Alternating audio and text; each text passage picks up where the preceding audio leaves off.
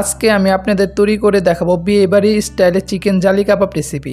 এই রেসিপিটি একদম সহজ ও অল্প উপকরণ দিয়ে বানিয়ে দেখাবো। ভিডিওটি সম্পূর্ণ দেখলে আপনারাও বাসায় খুব অল্প সময়ে বানিয়ে নিতে পারবেন, আর খেতেও একদম বিয়েবাড়ি জালি কাবাবের মতোই লাগবে। বাই দ্য ওয়ে, আমি দীপ, আপনারা দেখছেন মার্চেন্ট ফুড বুক, আর আজকে আমাদের রেসিপি বিয়েবাড়ি স্টাইলে চিকেন জালি কাবাব। জালি কাবাবটা বানানোর জন্য প্রথমে আমি 500 গ্রাম মুরগির মাংসের কিমা নিয়ে নিয়েছি। আপনারা চাইলে বিফ কিংবা মাটন দিয়েও বানিয়ে নিতে পারবেন। এখন দিয়ে দিচ্ছি 1 চা চামচ আদা বাটা, 1 চা চামচ রসুন বাটা, 1 কাপ পরিমাণ পেঁয়াজ কুচি, 1 চা চামচ দিয়ে দিচ্ছি রসুন কুচি, 1 চা চামচ কাঁচা লঙ্কা কুচি। আমি এখানে ধনে পাতা ও পুদিনা পাতার কুচি দিয়ে দিব 2 চা চামচ পরিমাণ। স্বাদ মতো দিয়ে দিচ্ছি লবণ, 1 চা চামচ দিয়ে দিচ্ছি গরম মশলা, আর দিয়ে দিচ্ছি 1 চা চামচ শুকনো লঙ্কা গুঁড়ো, 1 চা চামচ সাদা গোলমরিচ গুঁড়ো। এখন দিয়ে দিচ্ছি একটি ডিমের অর্ধেক অংশ। এবার আমি 7-8 পিস পাউরুটি নিয়ে পানিতে ভিজিয়ে ভালো করে চিপড়িয়ে দিয়ে দিচ্ছি। আমি যেভাবে দেখিয়েছি আপনারাও একইভাবে নিয়ে নেবেন।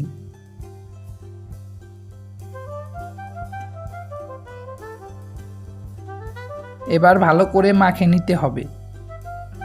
এই পর্যায়ে আপনারা চেক করে নিতে পারেন ঝাল কিংবা লবণ ঠিক মতো হয়েছে কিনা। এখন আমাদের মাখিয়ে নেওয়া হয়ে গিয়েছে। এবার কাবাবগুলো বানিয়ে নিব। কাবাব সাধারণত দেখতে যেমন হয় আমি ওইভাবেই বানিয়ে নিচ্ছি। আপনারা একইভাবে বানিয়ে নেবেন। একে একে আমি সবগুলো কাবাব বানিয়ে নিচ্ছি।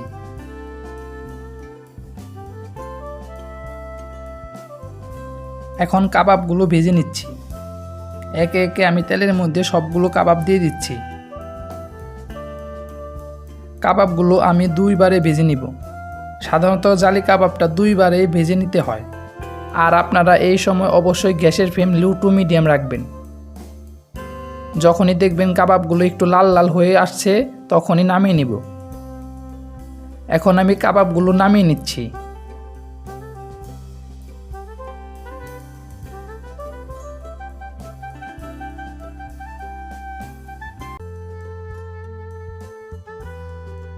এখন কাবাবগুলো জালি জালি করার জন্য ডিমে চুবিয়ে ভেজে নিব। আমি যেভাবে দেখাচ্ছি আপনারাও একইভাবে করে নেবেন।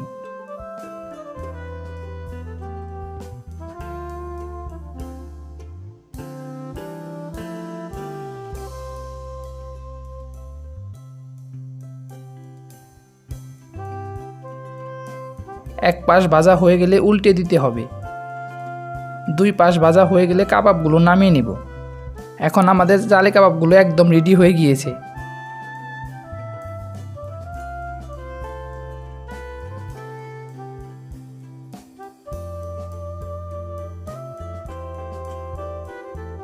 আশা করি পুরো রেসিপি বুঝতে আপনাদের কোনো অসুবিধা হয়নি।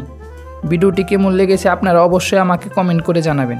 বাই দ্য ওয়ে, আমি দীপ, আপনারা দেখছিলেন মার্চেন্ট ফুড বুক, আর আপনাদের সাথে দেখা হবে নেক্সট নতুন কোনো রেসিপি নিয়ে। ভালো থাকবেন, সুস্থ থাকবেন।